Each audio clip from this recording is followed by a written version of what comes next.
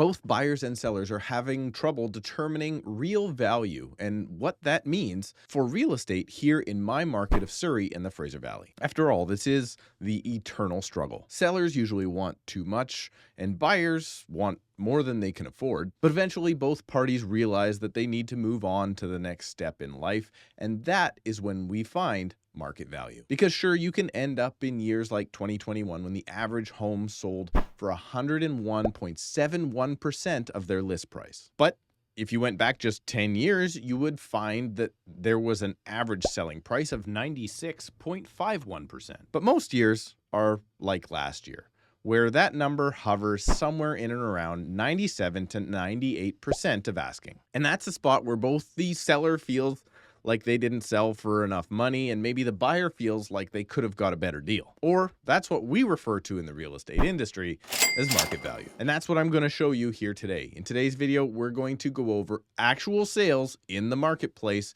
during the month of January. And we are going to cover 7 different properties. First, the absolute lowest sale. Then we're going to move on to what I would consider to be a regular 1-bedroom style investment condo, a 2-bed, more livable condo, a 3-bed townhouse. I'm going to include the lowest detached sale with a rental unit, and of course, I'm for sure going to show you the highest sale of the month. Also, you can better educate yourself about today's market values. But really quick, before I get into that, if you're here on the channel because you want to find out what's going on in the market, please subscribe. And if you would like to do me a favor and click the like button for the YouTube algorithm, then I'll do you a favor by showing you this puppy hugging a bunny. Not that cute. And of course, if you're looking for real estate help here in my market of Surrey or Langley, you can book a call with me right now using the link in the description below at a time that works best for you. And now let's jump into these properties so you can better understand the market.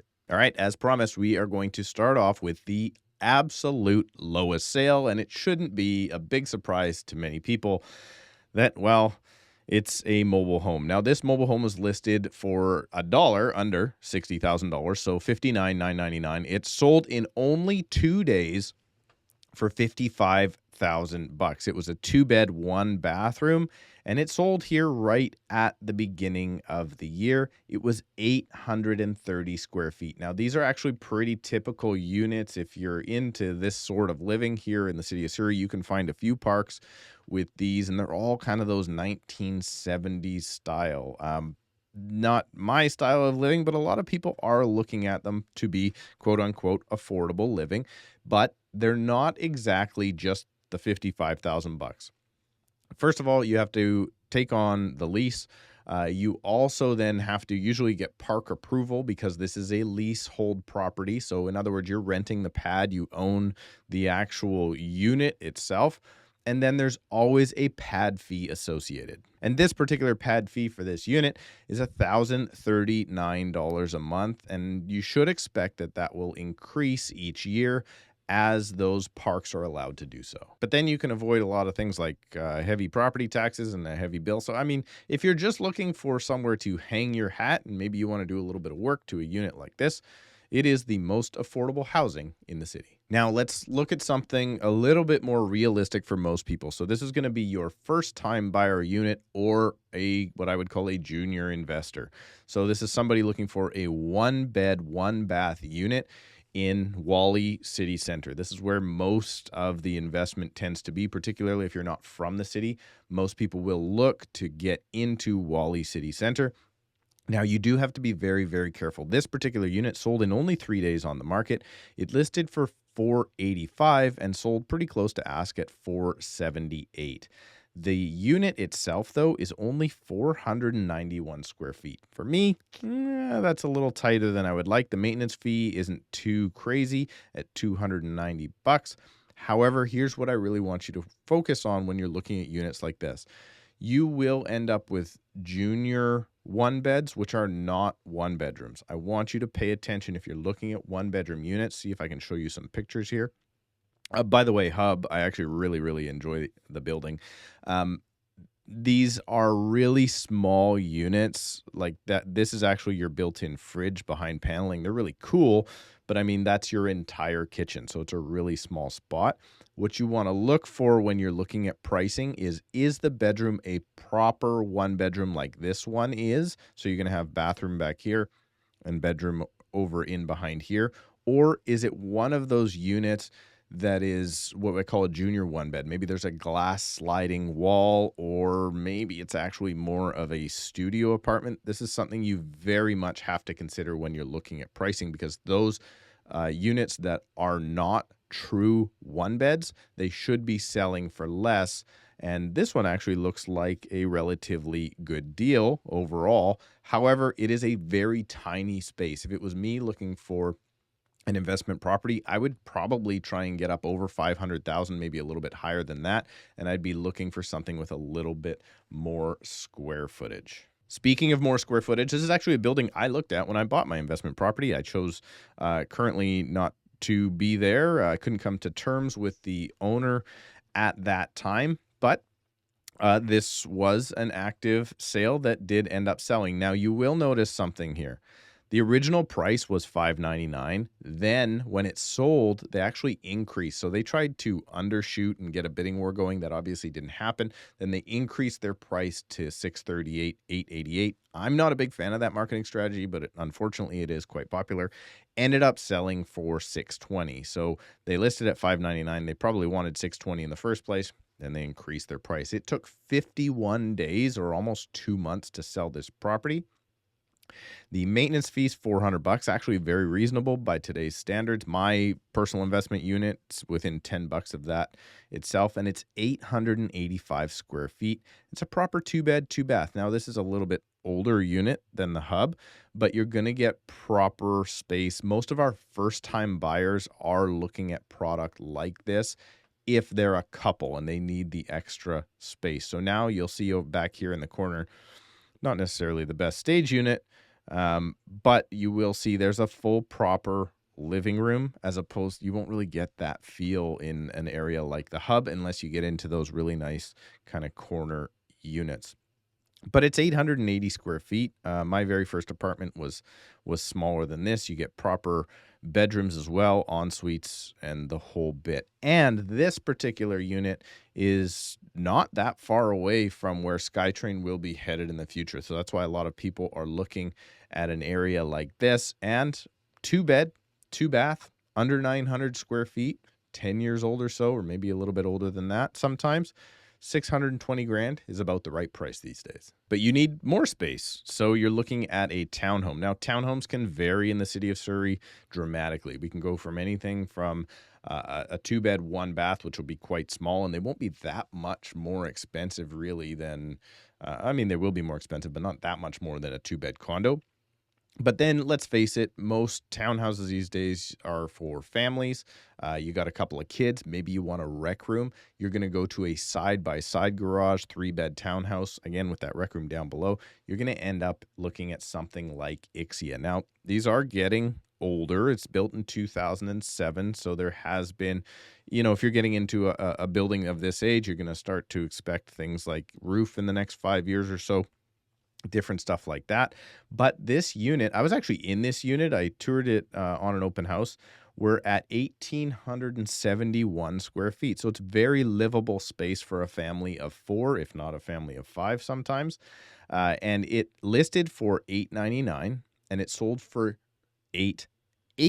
So it sold 10 grand less. It took 37 days to do it, but it is a good livable space. It's not super fancy. It's not the high-end place that you would expect if you were going in today and getting all, the beautiful, most modern stuff. But it is plenty of space for the whole family. These are actually designed to have kind of a family room in the back and then kind of your formal dining, formal living in the front. Most people don't use it that way. Most people just have a big kitchen in the back, living room in the front. But I'm going to flip through here. You'll see this is actually an end unit as well, so it's probably selling in a little bit higher range. But look at this. If you got kids, you got the rec room downstairs, you got a little yard outside for the dog, and then like they've even put in a projector down there because that's, well, where they're watching family movies and that sort of thing. And then you end up back here going with a side-by-side garage. So you do end up with 2 parking, and you don't have to do that pain in the butt kind of tandem parking that you will find in more affordable townhomes than this one. Now, moving on to the lowest priced detached sale, not necessarily detached listing. This is it. Well, that's not totally true. There was one that was a lower sale. It was about $50,000 less, but the lot was really small. The house was really small. And I'm not going to lie, the property was marketed horribly, and I'm not here to try and embarrass any other agents. So this is the second lowest sale technically, but it's much more representative, I think, of what you actually get or what you could expect in the marketplace. This is out in Cloverdale on 59th off of 192. You end up, again, it sold very, very quickly in only 3 days. This is what's going on in the market right now. The market is quite busy. It sold on the 7th of January, listed just a hair under 1.1 and sold for $10,000 or $9,000 less than that. It's a 7,600 square foot lot, but it's a 1989 rancher. So there's lots that come with that age of home. You're going to consider things like Poly B, different stuff that you got to focus on there. In certain areas around this, there's actually been some foundation problems in certain parts of Cloverdale. So that's all stuff I would want to really look into. But it's a 1,300. So this is actually smaller than the townhouse, but you get the detached lot. 1,323 square foot, but this is only now a 2-bed. So a 3-bed will probably be another, let's call it $100,000 more or so, maybe even more than that. And you're going to get about 1,400 to 1,500 square feet because you're going to get that extra bedroom. Very typical, kind of the old lady look here. This style of home is definitely the downsizer trend. And this is actually super typical. It's almost kind of funny.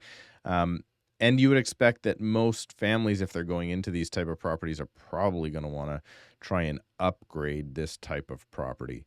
But if it was upgraded, hey, it would be selling for more money. So that was our lowest price detached sale. But let's face it, a lot of people these days are looking for what they call the mortgage helper. They've got lots of equity tied up in their townhouse or a similar home to this one. They want to get up to that next bigger, little bit nicer, little bit newer home. Well, this is a 1994 built, so I guess it's not that much newer. It's back in Fleetwood again. They listed, it took 60 days. This was a 2-month sale. So this is why you're going to see the price come down. You know, it came down about 50 grand from their asking price. 1,838 is what they were asking. They sold for 179, 7,400 square foot. So a full size lot. Again, 1994 built.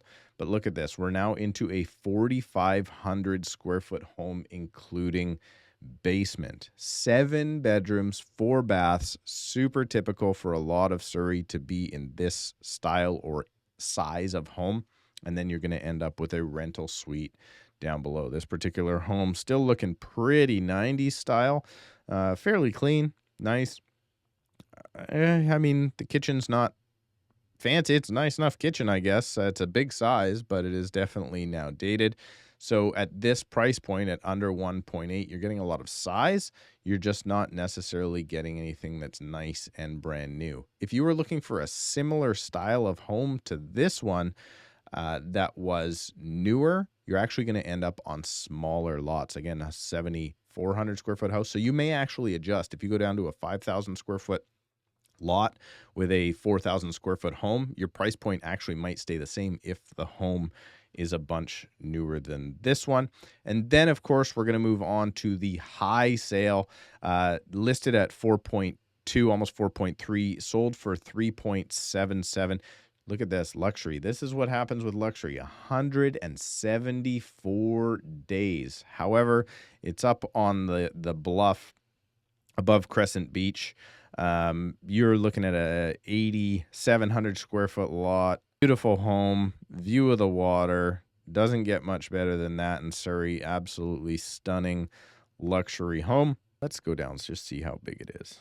5,500 square foot home in probably the absolute best neighborhood in Surrey. Now, I think we all wish we could afford that last one, but obviously most people are not in that spot. So let me know what you think about these types of homes and if they're in line with other properties that you're seeing in your neighborhood. And remember, if you do need help in Surrey or across the Fraser Valley, you can book a call with me right now using the link in the description below at a time that works best for you. Thank you so much for subscribing, clicking the like button to see puppies hugging bunnies, and we'll see you in a couple of days.